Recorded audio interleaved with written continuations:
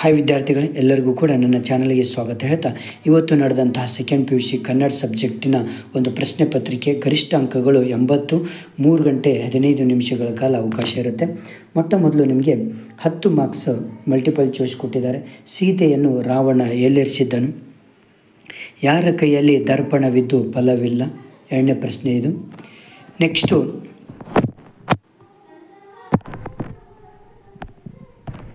Next ಯಾವುದಪ್ಪ ಅಂದರೆ 3ನೇ ಪ್ರಶ್ನೆ. ವಲ್ಲಭೆಯೇ ಬರವೇನು ಮುಖದಲ್ಲಿ, ತಲ್ಲಣವೇ ತಲೆದೋರುತ್ತಿದೆ ತಳು, ವಿಲ್ಲದು ಸುರಿಯುರೇಕೆ ಬಂದೆಲ್ಲ ತಾಂಗಿ ಹೇಳೆಂದೆ, ಹೀಗೆಂದು ದ್ರೌಪದಿಯನ್ನು ಪ್ರಶ್ನಿಸಿದವರು ಯಾರು?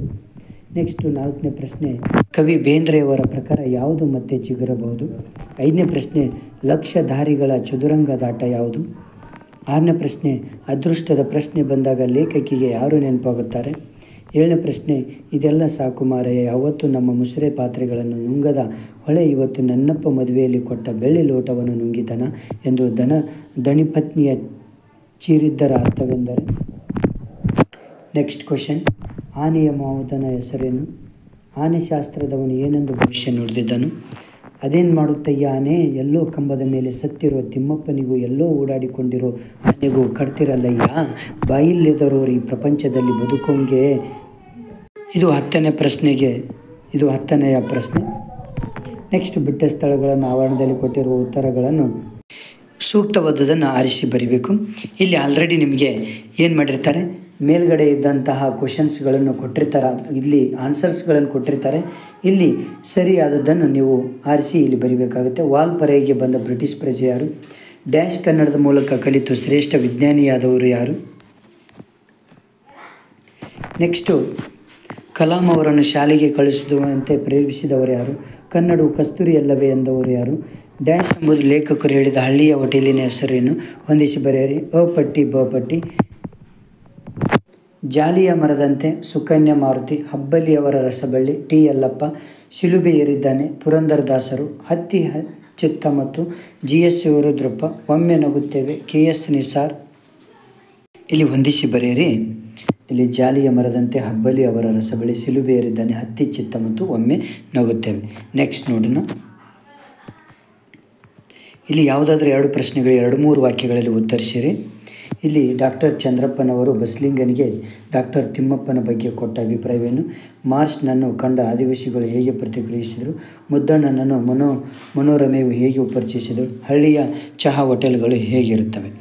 ನೆಕ್ಸ್ಟ್ ಯಾವುದಾದ್ರೂ 3 ಪ್ರಶ್ನೆಗೆ 2-3 ವಾಕ್ಯಗಳು ಉತ್ತರಿಸಿರಿ. ಮಠದವರಿಗೆ ಆನೆಗಿಂತ ಮೇಲಾಗುವುದನ್ನು ಸಾಕಲು ಕಷ್ಟವಾದುದಕ್ಕೆ? ಸೊರಗಿದ್ದ ಆನೆಯನ್ನು ಕೃಷ್ಣೇಗೌಡ ಹೇಗೆ ಸಾಕಿದ? ನಾಯಿಯನ್ನು ಕೊಲ್ಲದೆ ನೌಕರರು ಸುಳ್ಳು ಹೇಳಿರುವರೆಂದು ನಿರೂಪಕರು ಯಾವ ಸಲಹೆ ನೀಡಿದರು? ಆನೆಯನ್ನು ಹದ್ದು ಬಸ್ತಿನಲ್ಲಿಡುವುದರ ಬಗ್ಗೆ ವೇಲಾಯುಧನ ಅಪ್ಪ ಏನು ತಿಳಿಸಿದ್ದ? ಈ ವಿಭಾಗ ಯಾವುದಾದ್ರೂ 2 ವಾಕ್ಯಗಳ ಸಂದರ್ಭ ಸೂಚಿಸಿ ಸ್ವಾರಸ್ಯವನ್ನು ಬರೆಯಿರಿ. ಯಮ ಸುತಂಗ ಗರು ಏನೇ ಧರ್ಮ ಕ್ಷಮೆಯೇ ಗರ ಹೊಡೆದಿರುವುದು? ಕುಳಿತು ಕೆಮ್ಮುವ ಪ್ರಾಣಿ ಯಾವುದು? 35ನೇ ಪ್ರಶ್ನೆ. ಎಷ್ಟು ಸಲವಮ್ಮ ಹೇಳುವುದು ನಿನಗೆ? ಇದು 3. ನೆಕ್ಸ್ಟು ಯಾವುದಾದ್ರೂ ಒಂದು ವಾಕ್ಯದ ಸಂದರ್ಭ ಸೂಚಿಸಿ ಸ್ವಾರಸ್ಯ ಬರೀಬೇಕು. 3 ಅಂಕಗಳಿಗೆ. ನಮ್ಮ ಭಾಷೆಯಲ್ಲಿ ಓದಿದ್ದೇ ಮೈಗೆ ಹತ್ತುವುದು? ನೀನು ಯಾವ ಸ್ಕೂಲಿನಲ್ಲಿ ಓದುತ್ತಿದ್ದೀಯೆ? 2ರಲ್ಲಿ ಯಾವುದಾದ್ರೂ ಒಂದು ಬರೀಬೇಕು. 3 ಅಂಕಗಳಿರ್ತದೆ.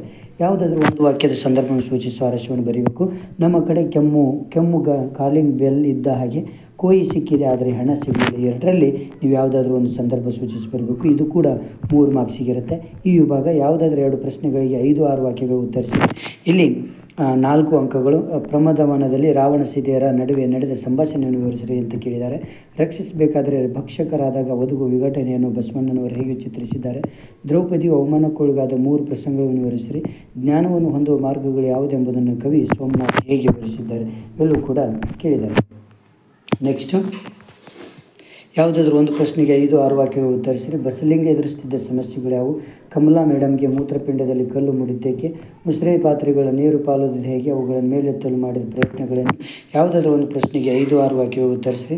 ನಿರೂಪಕರು ಕೊಡಲಿ ವಸೂಲಿ ಮಾಡಲು ಹೋಗಲಿಲ್ಲವೇಕೆ? ಡ್ರೈವರ್ ಅಬ್ಬಾಸ್ ಮತ್ತು ಕ್ಲೀನರ್ ಕೃಷ್ಣರ ಸಾವಿಗೆ ಆನೆ ಕಾರಣವಿಸಿರಿ. ಭಾಷಾಭ್ಯಾಸ.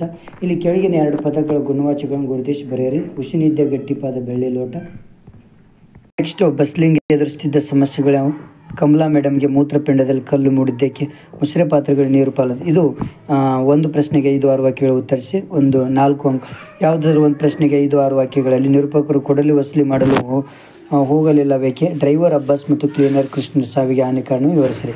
ಇಲ್ಲಿಯೂ ಕೂಡ 4 ಅಂಕಗಳಿರುತ್ತೆ. ಭಾಷಾಭ್ಯಾಸ ಕೇಳಿ, ಇಲ್ಲಿ 2 ಮಾರ್ಕ್ಸ್ ಇರುತ್ತೆ. ಯಾವುದಾದ್ರೂ 4ಕ್ಕೆ ಸೂಚನೆಗಳನ್ನು ಉತ್ತರಿಸಬೇಕು.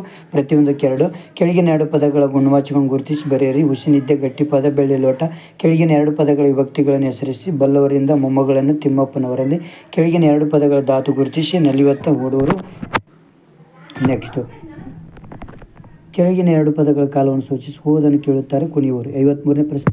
2 ನುಡಿಗಟ್ಟುಗಳನ್ನು ನಿಮ್ಮ ಸ್ವಂತ ವಾಕ್ಯಗಳಲ್ಲಿ ಬಳಸಿ ಬರೀಬೇಕು. ದಾರಿದೀಪ, ತಲೆಬಾಗು, ಮೊರೆ ಹೋಗು. ಯಾವುದಾದ್ರೂ 2 ಅನ್ಯ ದೇಶ ಪದಗಳನ್ನು ಬರೀಬೇಕು. ಯಾವುದಾದ್ರೂ ಒಂದು ವಿಷಯವನ್ನು ಕುರಿತು ಪ್ರಬಂಧ ರಚಿಸಬೇಕು. ಪುಸ್ತಕಗಳ ಮಹತ್ವ, ಮೂಢನಂಬಿಕೆಗಳು. ಯಾವುದಾದ್ರೂ ಒಂದು ಪತ್ರಲೇಖನ. ಇಲ್ಲಿ ವರ್ಗಾವಣೆ ಪತ್ರ ಮತ್ತು ಅಂಕಪಟ್ಟಿ ಕೋರಿ. ನಿಮ್ಮ ಊರಿನಲ್ಲಿ ನಡೆಯುವ ಜಾತ್ರೆಗೆ ಗಮನಿಸಿ ಗೆಳತಿಗೊಂದು ಪತ್ರ ಬರೀಬೇಕು. ಇದು ನಿಮ್ಮ ಒಂದು ಸೆಕೆಂಡ್ PUC ಕನ್ನಡ ಪ್ರಶ್ನೆ ಪತ್ರಿಕೆ. Okay, thank you friends. ನಿಮ್ಮ ಫ್ರೆಂಡ್ಸಿಗೆ ಶೇರ್ ಮಾಡಿ. ಈಗಲೇ